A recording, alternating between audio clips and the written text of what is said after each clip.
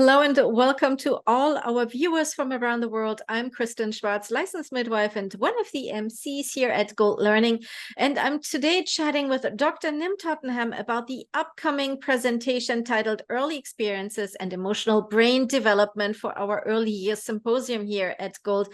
Welcome, Nim. Hi, nice to be here. Oh, it's such a pleasure to have you here. And the topic is absolutely fascinating. We will get into that in just a little bit. But first of all, I would like you to introduce yourself to our viewers. First of all, where in the world are you? Because we have such an international audience. It's always fun to know where our speakers are located. Sure. Hi, everyone. I'm Nim. I'm a professor in the psychology department at Columbia University, which is located in the city of New York, in the US. Fantastic. Thank you. Yes, you are a professor and a researcher. And in your presentation that you'll share with us, you will share some of the research you've conducted. And it's absolutely fascinating. I myself have learned a lot already. And from you, and I can't wait for our viewers to also, learn from you, get that knowledge and apply it in their own practice, working with children and especially young ones there. So let me ask you this. I'm not a psychology major, but I can remember, going way back even in college that there was, the old research or the old way was saying, oh, kids, they are resilient, yes, unless there's really, really heavy duty neglect or something very highly traumatic, they can bounce back, and but now we know this is not really what it is, right? And maybe you can speak a little bit more to that for us here.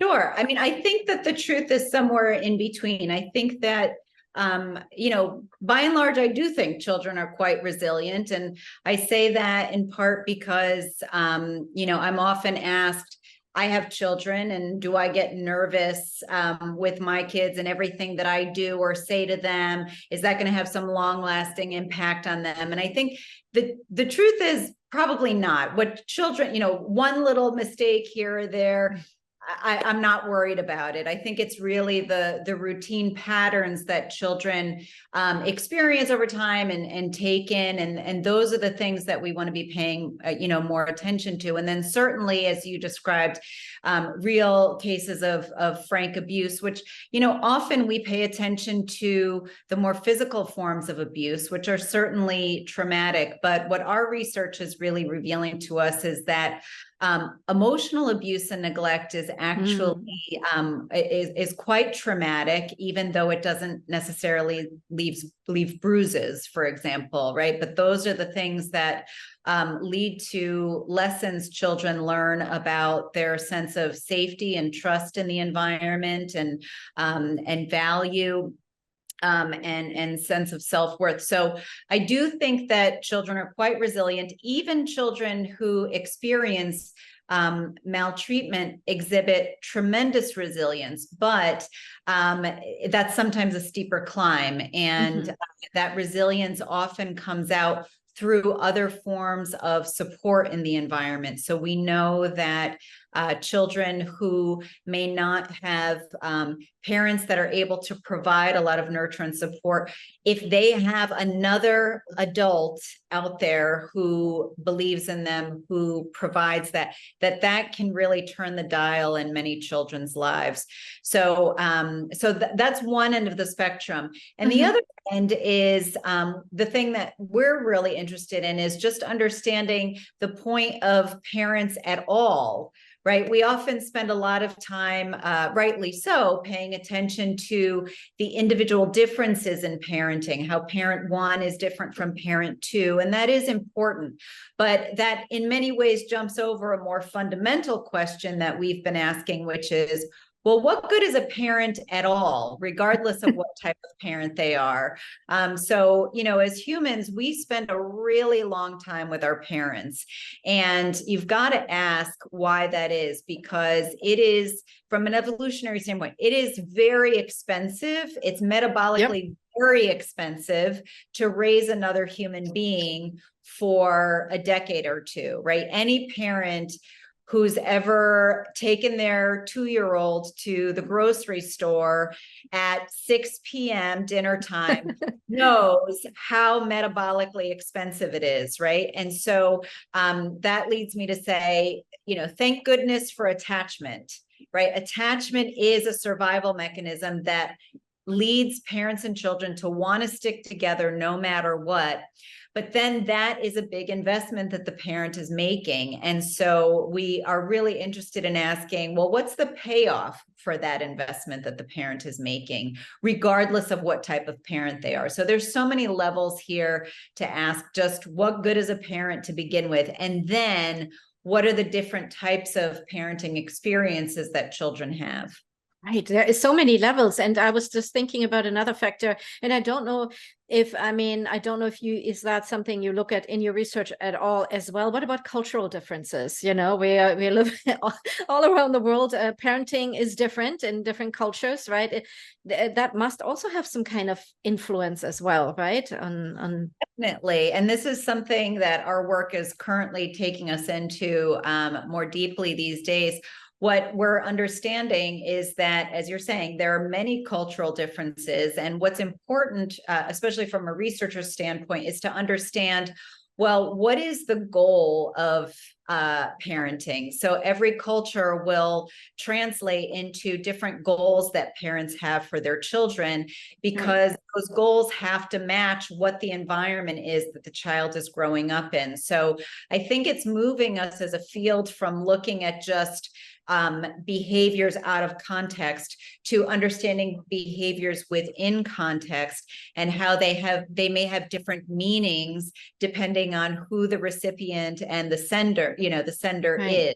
Mm-hmm. Yes, absolutely. But to do that, we have to have the other pieces of the puzzle, as you mentioned, right? So we can put all these pieces together and then look at it from that angle as well. But I loved in your, I had a little sneak peek for our audience here for the presentation here from Nim. And what I loved is, Nim, you go into the lab, you're doing the research, you involve your own family and your children as well, right? And in this research, was there ever a point where you were worried how this could go, that might be, the results, maybe there's something you don't like to see as a parent, or, or you're worried about, or something that, something surprised you, or was it just, no, the facts, we're doing this, from a brief, because it's a little bit different. It's the mother lens and the researcher lens, right?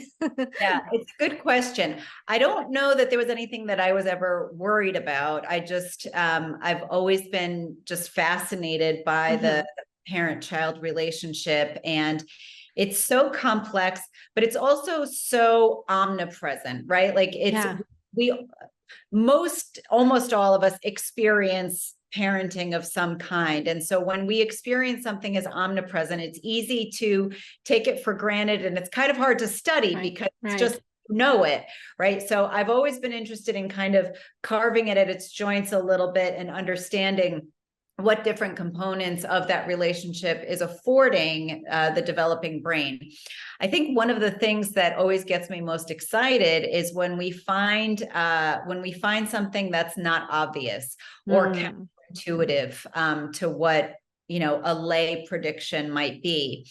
And so as you'll see in my talk, we present some of those things, and one of them involves what children's learning looks like early in life. It's very different than what adults does. So, for example, an adult may learn to dislike an individual if there's anything negative about that experience. Well, young children's learning is quite different, where they may actually show preferences for that individual. And then you can ask, well, why would you ever want a system, a child to be like that? And it turns out that it's actually kind of adaptive for the attachment process, and helps us understand the attachments that children form, whether it's to a highly nurturing parent or to a parent who may be less nurturing. And the child will form an attachment nonetheless to both of those individuals.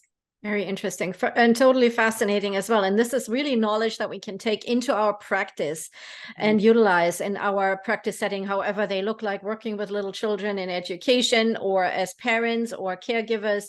There's really a lot of value to the information that you're presenting there. So I'm very much looking forward to. Nim, before I let you go, final words, anything so you're hoping that our viewers will take away from this presentation?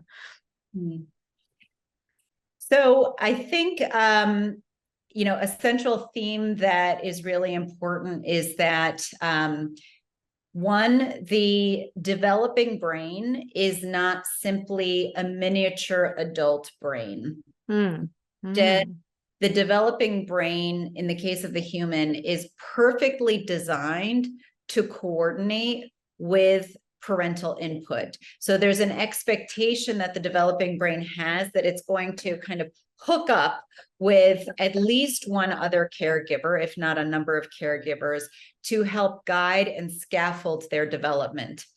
Another central theme is that our brain development, in the case of humans, is very much wanting or expecting the environment to shape it. So our brains are not merely the manifestation of our genes, as it would be in some species, but in the case of the humans, we are developing in a way where we're waiting for some of that input to come in. And I think that that becomes a very important message when thinking about how children are developing, how they're going out and seeking information from the environment, whether it's information like academic information or interpersonal information. How do I interact with people in this world? And how they're constructing knowledge about the relative safety and danger of the environment in ways that carry forward well into their adult years, that we're not always aware of, but are certainly there motivating a lot of our behaviors as adults. Oh, fascinating. Absolutely wonderful.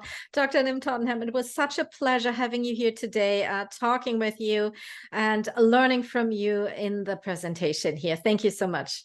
Thank you so much. And some brief information here for our viewers. The presentation, Early Experiences and Emotional Brain Development by Dr. Nim Tottenham, is part of our Early Years Learning Symposium. If you would like to find out more about this presentation and the other presentations in the symposium, we invite you to go to goldlearning.com to find out more. Thank you again, Dr. Nim Tottenham. To all of you watching out there, have a lovely rest of your day. Bye-bye, everyone.